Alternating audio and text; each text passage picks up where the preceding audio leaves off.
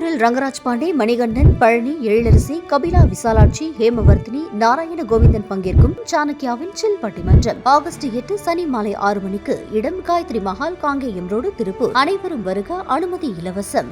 கழகத்தின் நிரந்தர பொதுச் செயலாளர், நாடாள பிறந்த நலத்திட்ட நாயகர், வருங்கால முதலமைச்சர், எளிமையின் அடையாளம், ஆற்றலின் வடிவம், புரட்சித் தலைவர் ஐயா எடப்பாடி அவர்களை வணங்கி, இருவரும் தெய்வங்களான புரட்சித் தலைவர் எம்ஜிஆர், தமிழகுல சாமி அம்மா அவர்களின் அருளாசியோடு இந்த தாய் தமிழ்நாட்டு மக்களுக்கு பணிவோடு சமர்ப்பிக்கின்றேன்.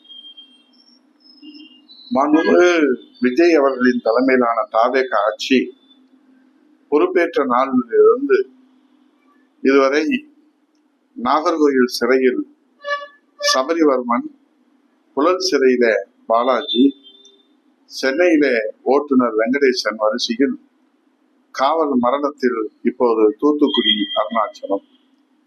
காவல் மரணங்கள் தொடர்வது விஜய் தலைமையிலான தூய ஆட்சிதான்.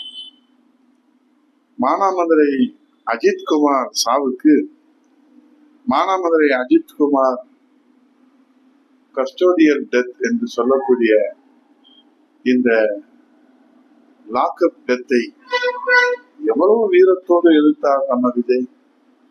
ஆஹா, ஒரு மாவீரன் அலெக்சாண்டர் நமக்கு கிடைத்து விட்டார், ஒரு மாவீரன் நெப்போலியன் நமக்கு கிடைத்து விட்டார் என்று ஜென்சி தலைமுறையின் நெஞ்சிலே வாழ்வார்த்த அந்த வீர வசனங்கள். சிஎம் சார், எங்களுக்கு சாரி வேண்டாம், எங்களுக்கு நீதிதான் வேண்டும் என்று சொன்னாரே, அந்த மாவீரன் நெப்போலியன் விஜய் எங்கே போனார்? உயிரோடு இருக்கிறாரா, செத்து போய்விட்டாரா? அந்த மாவீரன் நெப்போலியன் எங்கே போனார்? யாராவது பார்த்தால் சொல்லுங்களேன். தமிழகத்திலே விஜய் தலைமையிலான தாவேக அரசிலே லாக்அப் டெத் மரணங்கள் தினந்தோறும் அரங்கேறி கொண்டிருக்கிறது. மக்கள் அதிர்ச்சியிலே உழைந்து போயிருக்கிறார். ஆகவே மாவீரன் அலெக்சாண்டர் விஜய் எங்கே போனார்? மாண்டு விட்டாரா, அல்லது மறைந்து விட்டாரா, அல்லது தலைமறைவாகி விட்டாரா? என்ன காரணம் என்று தெரியவில்லையே. ஏன் வாய் திறக்க மறுக்கிறார்? விளக்கம் சொல்ல முன்வருவாரா? நம்ம விஜய், நம்ம பிள்ளை விஜய் ஆட்சி. யாராவது கேள்வி கேட்டா நம்ம பிள்ளை ஆட்சின்னு சொல்லுங்க. நேற்று மெட்ரோல போய் ஆய்வு செஞ்சிருக்காங்க.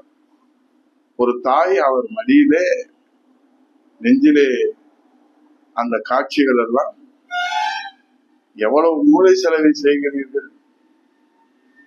இங்கே செத்து மடிகிறார்கள் மக்கள், அங்கே தாய் மடியிலே நம் பிள்ளை விஜய்.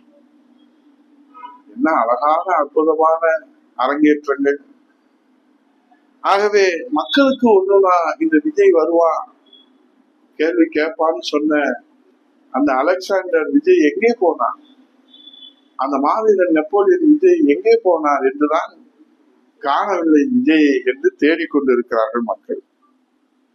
இப்போது இந்த தாவேக அரசின் தடுமாற்றத்திற்கு என்ன காரணம்? ஒன்றும் புரியவில்லை. ஒன்று, மக்கள் மீது அக்கறை இல்லையா, இல்லை அரசியல் அனுபவம் இல்லையா, இல்லை ஆட்சி சக்கரத்தை சுழல்வதற்கு ஆற்றல் இல்லையா, இல்லை இது போன்ற விளைவுகளால் ஏற்படுகிற ஆபத்துகளை அறியவில்லையா? இப்போது ஒரு அறிவிப்பு, அதிரடி அறிவிப்பு வர இருக்கிறது. மாற்ற வேண்டும் என்று கேட்ட மக்களுக்கு அதிரடி பரிசாக டாஸ்மாக் மதுபான கடைகளை தனியார் மயமாக்குவத மாற்றம். இதனால் என்ன ஆகும்? இனி தமிழ்நாடு மதுவிலே மிதக்கும் தண்ணீர் நாடாக வரலாறு படைக்கும். மீண்டும் தனியார் மயம். ஆஹா, இதுக்கு என்ன சாதனை இல்லையா? இதற்காகத்தானே மக்கள் விஜய்க்கு வாக்களித்தார்கள். ஆனால் ஒன்று மட்டும் தெரிகிறது மக்களே, ஜென்சி தலைமுறையே, சிந்திக்க தெரிந்த சென்சி தலைமுறையே, இளைய தலைமுறையே, இந்நாட்டின் நம்பிக்கையே, இந்நாட்டின் மன்னர்களே, முயற்சி செய்து கிடைத்த தோல்வியும் முயற்சியே செய்யாமல் கிடைத்த வெற்றியும் வாழ்வில் நிரந்தரம் அல்ல. முயற்சி செய்து கிடைத்த தோல்வியும் முயற்சியே செய்யாமல் கிடைத்த வெற்றியும் வாழ்விலே நிரந்தரம் இல்லை.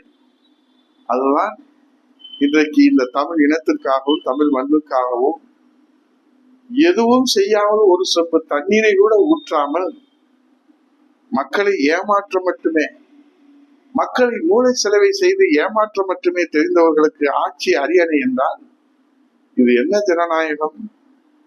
நல்ல அரசாட்சியை நாடு எதிர்பார்த்து காத்திருக்கிறது. நல்ல அரசாட்சியை நாடு எதிர்பார்த்து காத்திருக்கிறது. ஆனால் விஜய் தலைமையிலோ அது நடக்கவே நடக்காது. ஏன் தெரியுமா? அவருக்கு நல்லாட்சி என்றால் என்னவென்றே தெரியாது. விஜய்க்கு நல்லாட்சி என்றால் என்னவென்றே தெரியாது. ஆனால் அவரை புகழ்பாடுகிற புலவர்களுக்கு மட்டும் இந்த நாட்டிலே பஞ்சம் இல்லை. இந்த நாட்டிலே விஜயின் புகழ்பாடுகிற புலவர்களுக்கு மட்டும் பஞ்சம் இல்லை. புகழ்பாடுகிற புலவர்களுக்கு சன்மானம் தவறாமல் போய்விடுகிறதா? ஆனால் இங்கே மக்கள் செத்து மடிகிறார்களே. இன்றைக்கு இந்த லாக்அப் டெத் மரணங்களுக்கு என்ன பதில் சொல்வார்? பொறுப்பேற்று மனுநீதி சோழனை போல அவர் தன் பதவியை விட்டு துறப்பாரா? இந்த லாக்அப் டெத் மரணங்களை என்னால் தடை செய்ய முடியவில்லை, தடுக்க முடியவில்லை. மதுபான விற்பனையை இன்றைக்கு முறைகேடுகளை தடுக்க முடியவில்லை என்று தனியார் மயமாக்குகிறார். என்ன புத்திசாலித்தனம்! அதுவே இருக்கக்கூடாது என்றுதான் 217 கடைகளை நாங்கள் பூட்டுகிறோம் என்று அரசாணை வெளியிட்டு மக்களை ஏமாற்றினார்கள். இப்போது முறைகேடை தடுக்க முடியவில்லை என்று தனியார் மயம் என்று நியாயம் கற்பிக்கிறார்கள். லாக்அப் டெத் மரணம் இன்றைக்கு தடுக்க முடியவில்லை என்று காவல்துறை தனியார் மயம் ஆக்கி விடுவார்களா?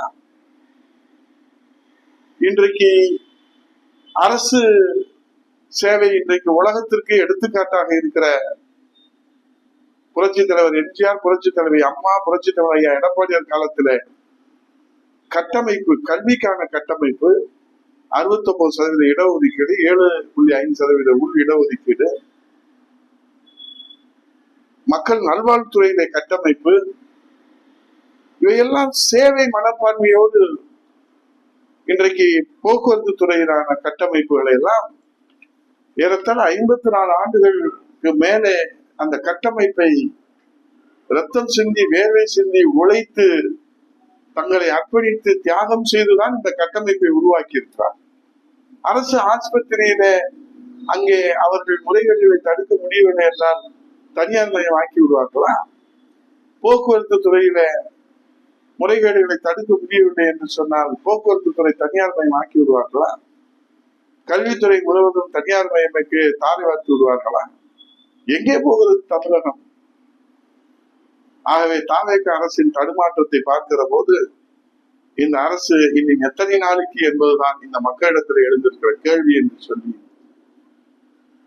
அனுபவம் இல்லாத அரசு, ஆற்றல் இல்லாத அரசு, அறவே கேட்டுத்தனமான அரசு, இது விஜய் அரசு என்று கிண்ண சாதனை படைக்கின்ற அறிவிப்புகள் தான் அடுத்து அதிரடியாக வெளிவந்து கொண்டிருக்கிறது. பொறுத்திருந்து பார்ப்போம். நன்றி, வணக்கம்.